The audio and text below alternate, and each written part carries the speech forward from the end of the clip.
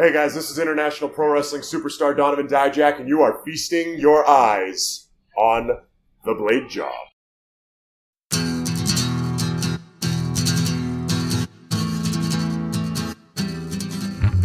Welcome to The Blade Job. I'm James Trainer. I'm joined today with the high voltage Scott Perkins. I'm Tommy Collins. Check us out on Facebook, facebook.com/TheBladeJob. Follow us on Twitter @TheBladeJobShow. Follow Scott Perkins @HighVoltage1987 and Tommy Collins @BladeJobCollins. Check out our YouTube page and wherever you get your podcasts. I hope you're listening to us on that right now. Enjoy the episode. If you haven't already, check out episode 1. We have an amazing discussion on women's wrestling. Episode 2, we talked about, is this the greatest time to be a professional wrestling fan? Without further ado, though, let's get to it.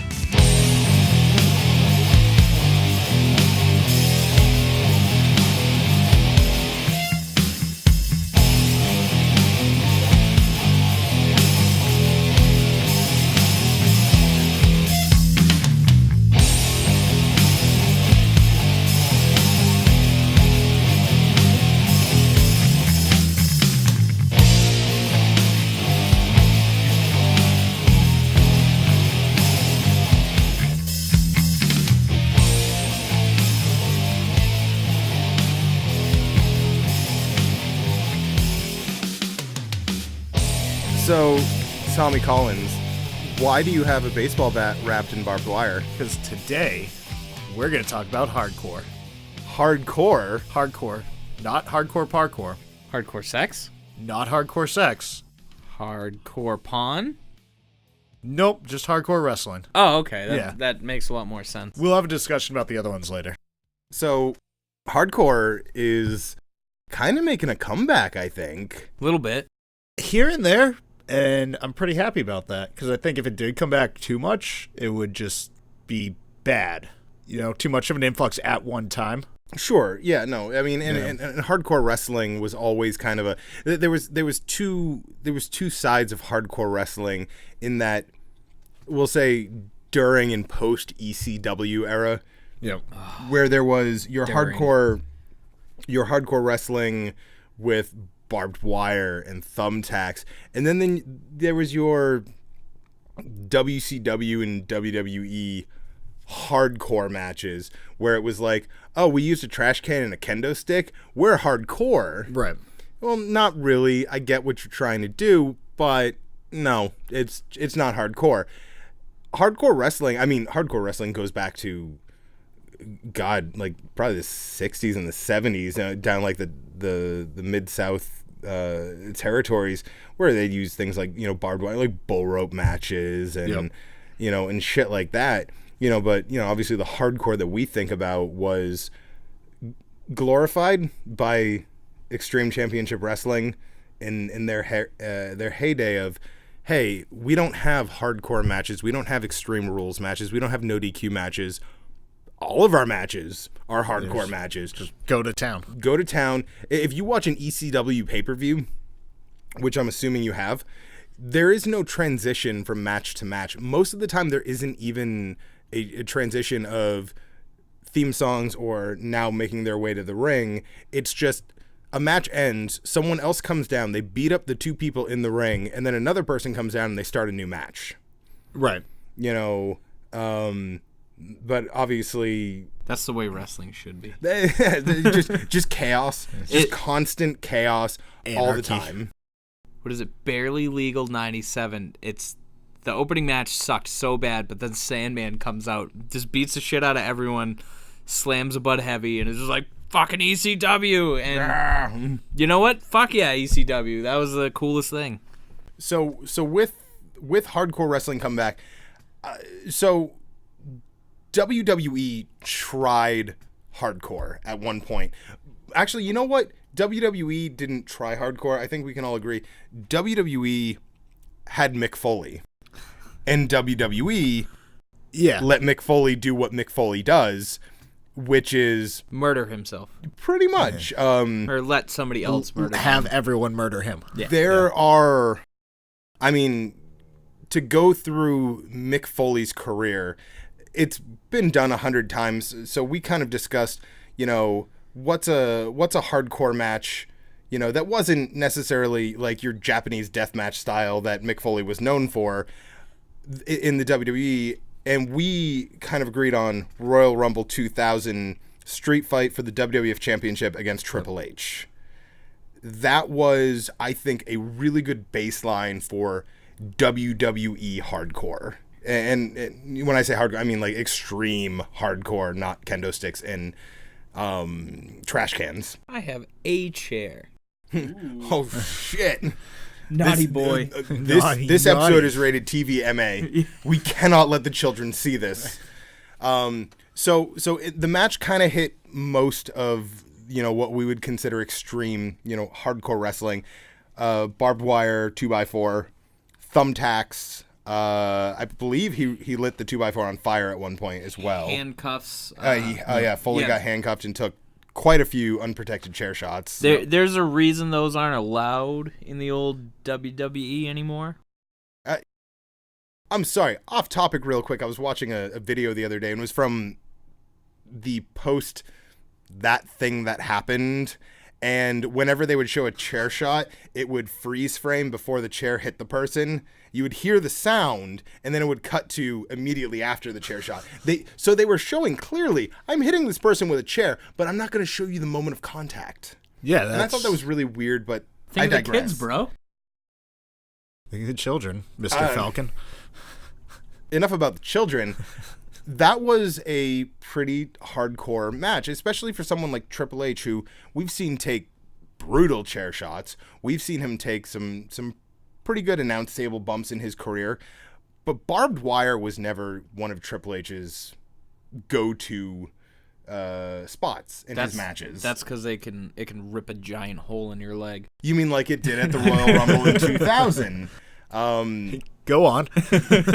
So you look at, and WWE didn't really go far with hardcore wrestling. Like I said, it was Foley, really. They had the hardcore division, which was more of a comedy wrestling division. Al Snow, Funaki, Taka Michinoku, the Mean Street Posse. What's the shitty Crash Holly? Whoa, hold on. No. Let's not speak ill of the dead. He's dead? Crash Holly's dead. No shit. Yeah. Okay. I apologize. All right, then. They weren't related? Shit. But their last names were all Holly.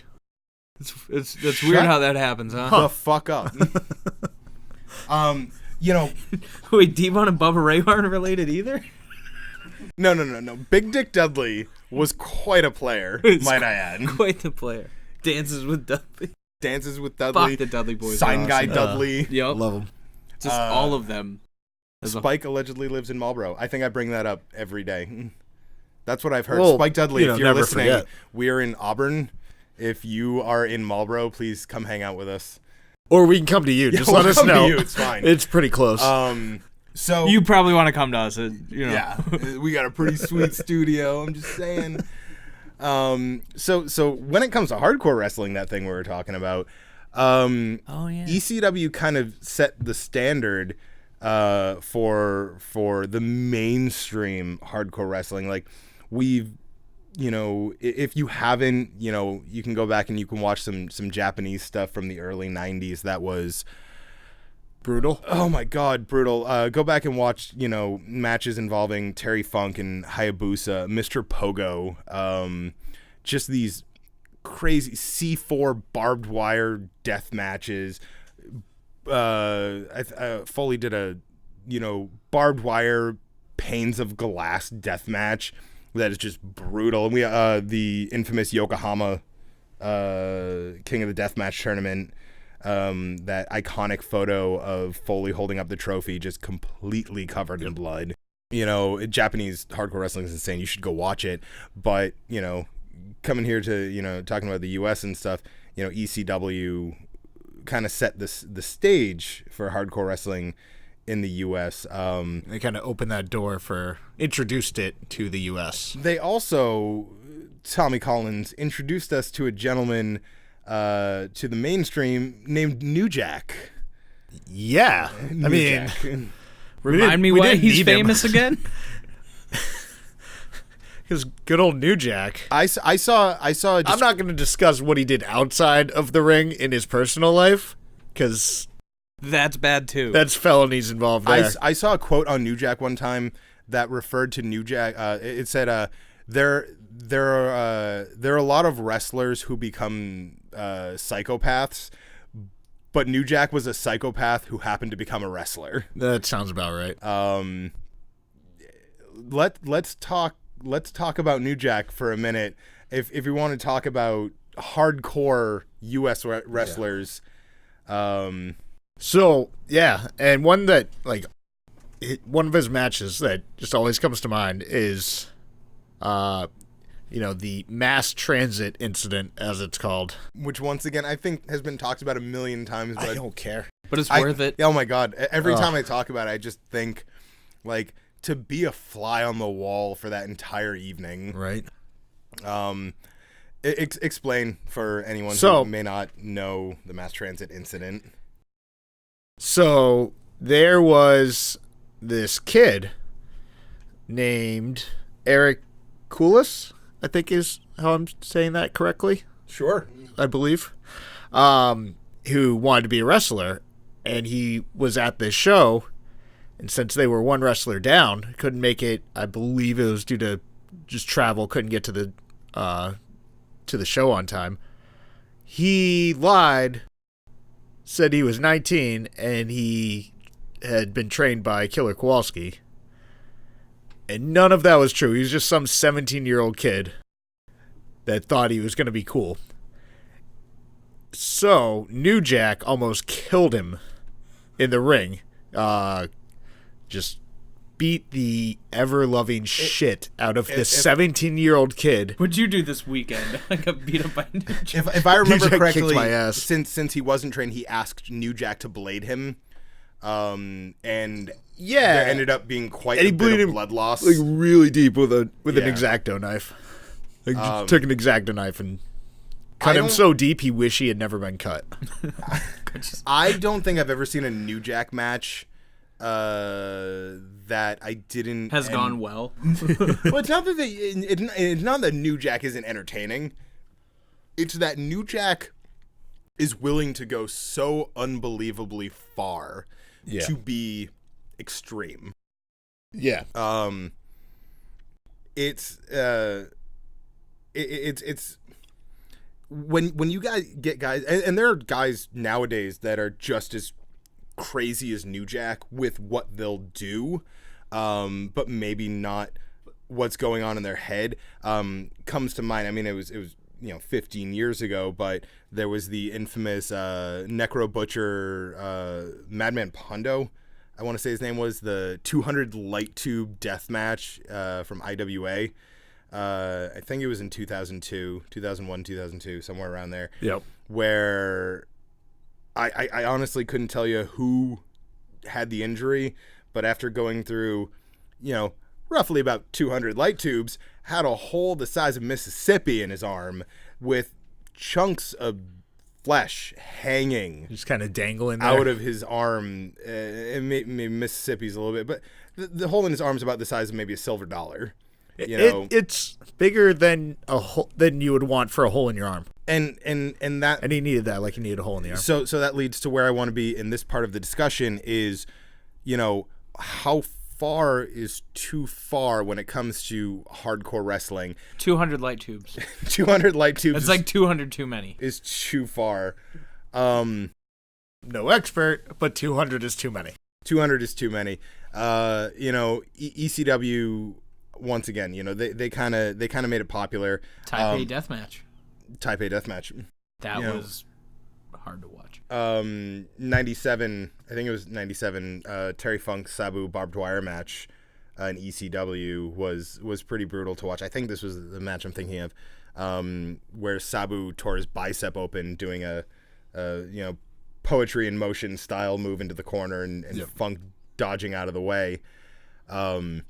Hardcore, especially when it comes to barbed wire and light tubes, it can be dangerous. You could do some serious damage to yourself, and to the point where you're not only scarred for life, you could be crippled at this point. You could be dead for life. You could too. be dead for life. Be dead for life. No coming back from that. But what Says is you. coming back, segue, Boom. is hardcore Starfade. wrestling. Full circle. I'm starting to see more promotions locally offer hardcore matches. We are going to kind of focus, just because it's all fresh in our mind, on Beyond Wrestling, just because A, they're local, B, we've been to these shows recently, and so they've done a couple hardcore things. First, let's talk about Joey Janela and David Starr at what the hell show? Pang Paul? Paying Paul. Yep. Pang Paul. It was whatever day the Royal Rumble was. January something. January whatever 2017. Yeah, that was the first time I had ever been to a Beyond show. The first time I had been that close to like wrestling. Normally I'd sit in the cheap seats, but there were no seats, so I was right there. And that match was brutal, to say the least. That match had a little bit of everything for me. There's actually that match was iconic enough where Beyond released a T-shirt of that match, an all-over T-shirt where it's not just like a graphic on the front. It's actually the entire, shirt is a picture, and it was a picture of Starr and Janela, and Starr just covered in blood. Motherfuckers had skewers sticking out of their heads. That's what I was going to say. This match had two things that I don't think I'd ever seen in hardcore wrestling. I know skewers have been used before. This was a first for me, where both David Starr and the lovely Penelope Ford both took skewers to the head. Now, if you don't know what I'm talking about, they took a bundle of skewers, shish kebab skewers, wooden ones, and they put them directly on top of the other person's head, and then they slammed down on the other side, allowing them to fan out while stuck in their head as just a flower of hardcore. I don't even know what else to call it. And then to slowly cover the person in blood because they have, 30 skewers sticking out of their head. What really stuck with me at that match was where we were on the side of the ring. I get it.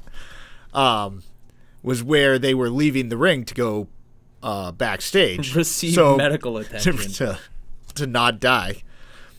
And I remember Penelope Ford rolling out of the ring.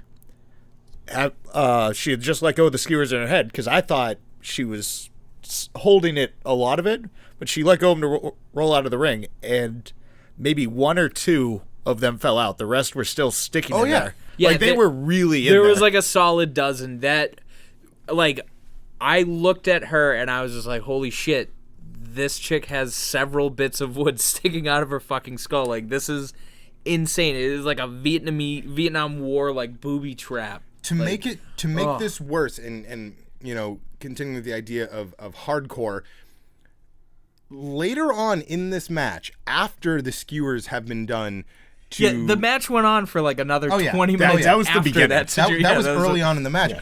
And then, now I cannot prove whether this was a work or a shoot. I cannot prove this. But from what I could tell, it was a sealed bag of salt, of over-the-counter, go to Price Chopper, Shaw's, Market Basket. It was Target. They got it at Target. Because it was in a Target bag. It was in a Target bag. And it was Target brand. And they opened the salt and poured it onto David Starr's head, which was covered in open wounds. It was kosher salt. It was kosher. Does that make a difference? For him, yes. For David Starr, yeah. I mean, I don't care. But David, yes, he is a Jewish performer, is he not? No, there we go. Right, so that's why it matters to him. I mean, I could care less. I would rather you not do that with any kind. Let's get back on topic. The fact that might be one of the most hardcore things I've ever seen. Literally pouring salt into an open wound. I was not expecting that. I remember turning around and talking for a moment to Rich Palladino, the ring announcer for every promotion in New England. For New England. For just New England. And and asking him, I just straight up said, I was like, did you have any idea what they were planning? And I mean, I don't know, obviously I don't think Rich cares about, the words that come out of his mouth sometimes. He looked dead in the eyes and said, I had no fucking idea. And that was, without being barbed wire and thumbtacks and your traditional extreme, that was one of the most hardcore matches I had ever seen. Cinder blocks. That was that match? That was that match. Okay, yeah. Because our friend Joe yelled, "Build that wall." Of course he did. Yeah. He's a real asshole. The same show also had JT Dunn and David Starr in a grudge match. Not David Starr. David Cole. Sorry, Dave Cole. Dave Cole. Yeah, I'm touching your art, Dave Cole. I'm Jeff touching Jarrett. it. Not Jeff Jarrett, Dave Cole. Oh, thank God. Slap nuts. And that was more of a traditional hardcore style match. It was a grudge match between the two. Granted, JT Dunn stabbed Cole in the face with a paintbrush multiple times. Yep. And for some reason, I've brought this up before, and I've actually talked to Cole about this. For some reason, when he went under the ring to get a chair, he started yelling at me, and I don't know why. And he just says he was fired up. I don't know. I'm assuming I deserved it. I'm a bad person. You probably did something. I probably did. Yeah, you called him David Starr, you dumb shit. He knew that was going to happen. He knew it. Not only is he a painter, he's a fucking psychic. There was a show that I went to that you two did not. It was Beyond Wrestling 7 Years of Bad Luck. And this was now kind of the full circle of hardcore style matches, Matt Tremont versus Matthew Riddle. And it was brutal. I mean, lots of barbed wire, lots of thumbtacks. Riddle doesn't even wear Riddle shoes. doesn't wear shoes. Fuck. Right? Oh, man. You ever step on a fucking Lego? And now picture stepping on goddamn thumbtacks, but you have nowhere else to walk. There's just thumbtacks. I stepped on Legos as a father, and I called my dad and apologized. Good. Like, not kidding. Good. It reminded me of a Mick Foley match or an Abyss match, Monsters Ball match.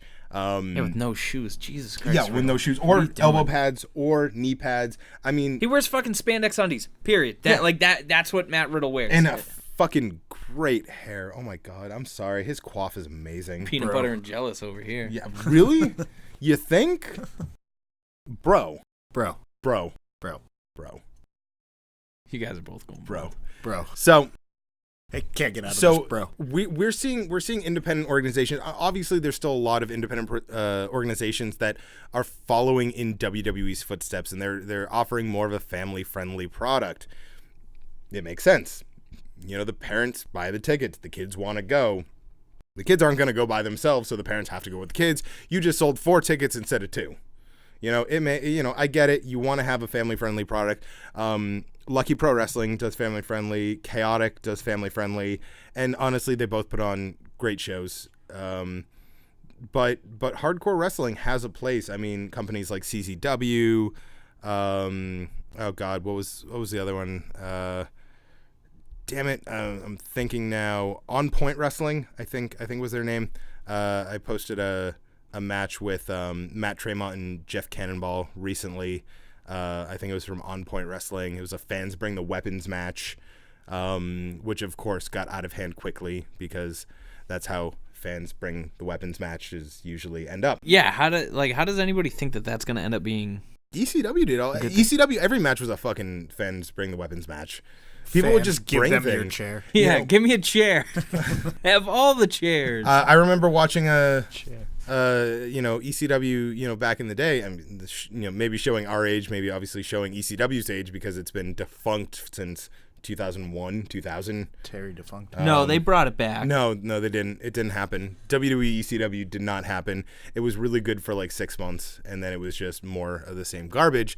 But I remember like Raven reaching into the crowd and pulling out like an NES or like a VCR and just bashing someone on the head with it just because fuck it, they brought it. You know, taking the crutch away from the person who's legitimately on crutches, not like Stevie Richards, who was on crutches 90% of his career. Have fun walking home. Yeah. Hey, they brought it. He had to fucking walk. But do you think that Have a chair. Do you think that there's a place for hardcore wrestling in mainstream at this point? I mean, WWE went almost extreme last year when they had Ambrose Asylum match, and Jericho, the person, the 50% of that match who I guaranteed would not take a thumbtack bump, took a thumbtack bump. There were several thumbtacks. There was 76 of them, I believe. 76. I believe if Chris Jericho is to be believed. He is. You know, do you think hardcore still has a place in wrestling? Yes, it absolutely does, and you know, I do love going to shows with them, but you know, I'm glad it's kind of like it's sort of like comedy wrestling to me, where I love it and it has a place, but not every single match needs to be a hardcore match. Not every single match needs to be a comedy match. Like You just gave me a great idea. We should do a show about comedy wrestling. Let's do it. Yeah. Right now. Right. Fuck, Wait, hold on. No. But Finish up the before we hardcore do- thing first. Yeah. Or I'll beat Scrap you the with whole this thing. baseball Fuck it. bat. Delete it. That's pretty hardcore. I'm doing the obsolete thing. No, it's all about balance, though. I mean, there's a place for all of it. Comedy wrestling, family friendly, hardcore, Whatever WWE is. whatever that is. There's a place for all of it. It's all about balance. Jeff Jarrett. Conglamo. There's even a place for Jeff Jarrett. There's always a place for Jeff Jarrett. There's never. Shut up, Slapnuts. Oh. So, and that leads me to a discussion I want to have at a future date when it comes to just part of hardcore wrestling is blood. Right. Obviously something you're not allowed to show in WWE anymore. And we're gonna have a whole nother episode about that in the future. And I think that's what's holding at least them back from hardcore wrestling, is they don't want to show any blood, so therefore you can't really show anything hardcore because you can't use barbed wire without blood. It doesn't make sense. Right. Logically. And there's no way to control the amount of blood. Like they're for a whole family. WWE is somewhat family friendly. Yeah, except for John Cena, which is for- weird because he's the one that pulls in all the kids and he swears the most. Yeah, it's pretty cool. So I mean, there's too many variables of how far it would go. So I don't think it's going to be coming back to WWE really anytime soon. Yeah, but we still have promotions like Beyond Wrestling, Oh, yeah. who usually feature something hardcore on their card. You know, maybe not Matt Tremont, Matthew Riddle like we talked about, but you know, something like Hornswoggle and Chuck Taylor. and Chuck Taylor, Yeah, that was which was great great match. because that was actually a mixture of comedy wrestling and hardcore wrestling. Balance. You know, you've got promotions like CZW who have kind of kept what ECW was alive. To end, everyone should go. There's a video from CZW that was a couple months ago of a guy taking a bump off of a truck onto a trampoline made of barbed wire. I swear to God, go watch it. Check back with us next week and maybe we'll continue to talk about that. We probably will. Yeah, we don't have anything else to talk about. I get nothing. No, we're terrible. We're really bad. What? Slapnuts. Slapnuts. Jeff Jarrett.